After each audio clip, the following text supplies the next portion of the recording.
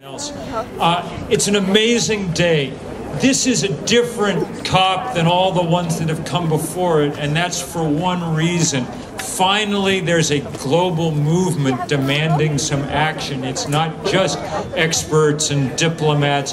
Finally, it's people speaking. I was out in the streets in Copenhagen in the middle of the day, came into the computer because we've been downloading pictures from all over the world. So know that circles like this of candlelight are happening absolutely everywhere. It's gotten dark across Asia, and there are beautiful pictures from Australia and New Zealand and all across Asia, from the Philippines, from all kinds of places, and now in Africa and Europe and soon in North America, just in South America. Quite amazing to see it happen. I wrote 20 years ago this fall the first book for a general audience about climate change. And I've waited for 20 years to see what that movement was going to look like when it finally arose. It's very beautiful. The idea that environmentalists are rich white people is wrong. They look like every people on Earth. The idea that people can't understand the science, that it needs to be dumbed down for them, is wrong. 6 weeks ago on October 24th, in 181 nations, 5,200 demonstrations, people came together around an obscure scientific data point, 350 parts per million. They said they understood it. They got it. They got it better than many of the people in the room behind us. It's an amazing thing to see this happening. It's the most hopeful thing.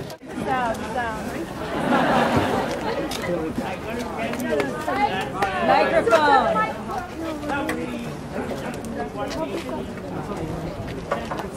She said, yes.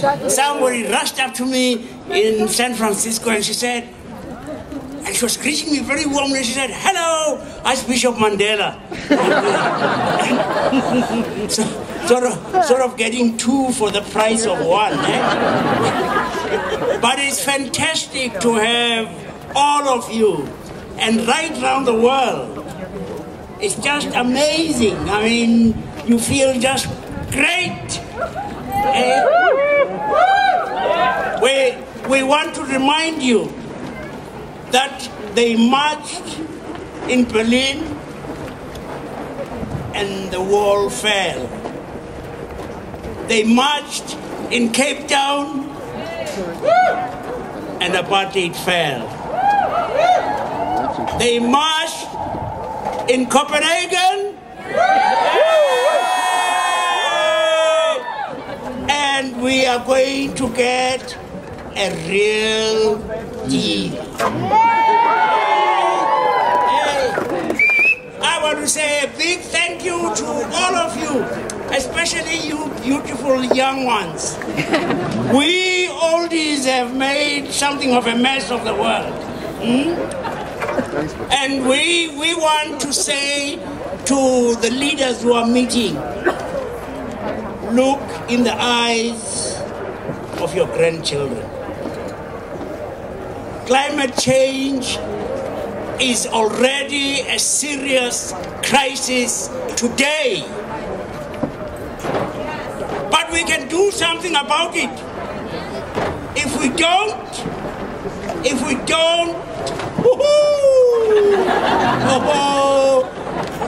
there's no world which we will leave to you. This generation, you won't have a world. You will be drowning. You will be burning in drought. There will be no food.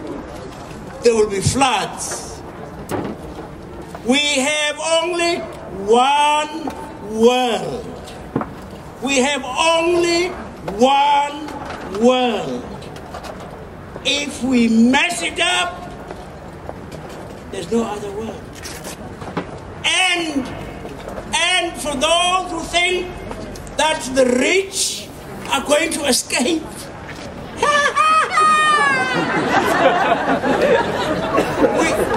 we either swim or sink together.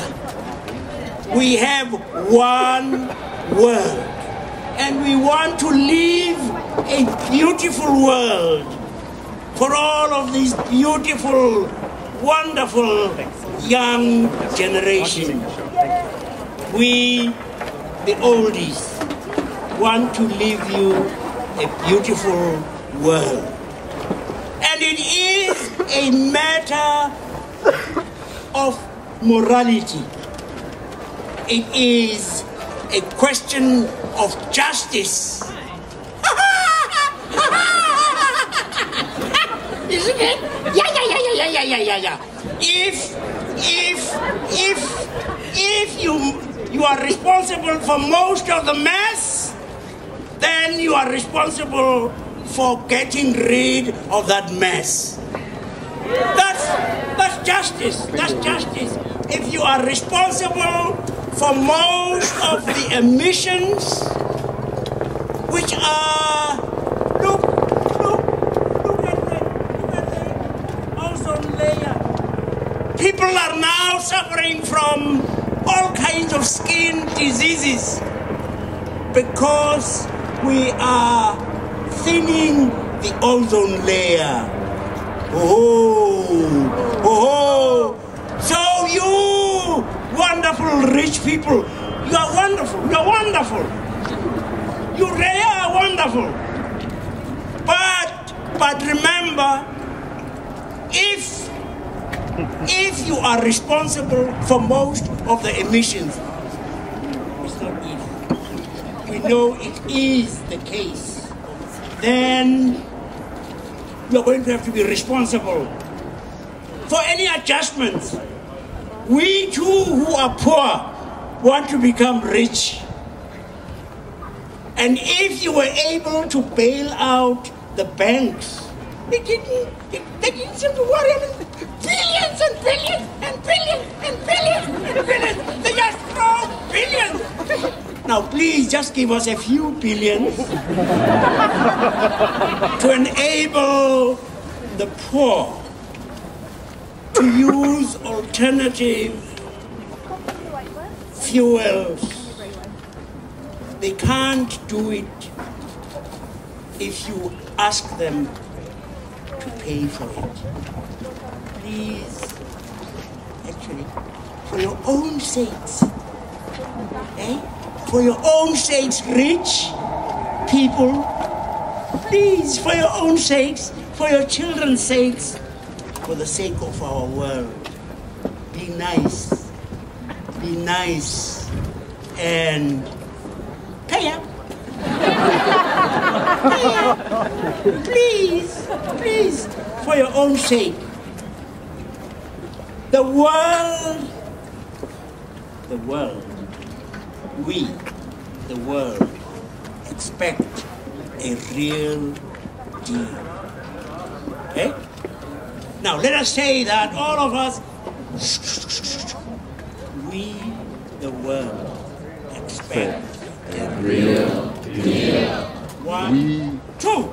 We, the world, expect a real deal. Again! We, the world, expect a real deal.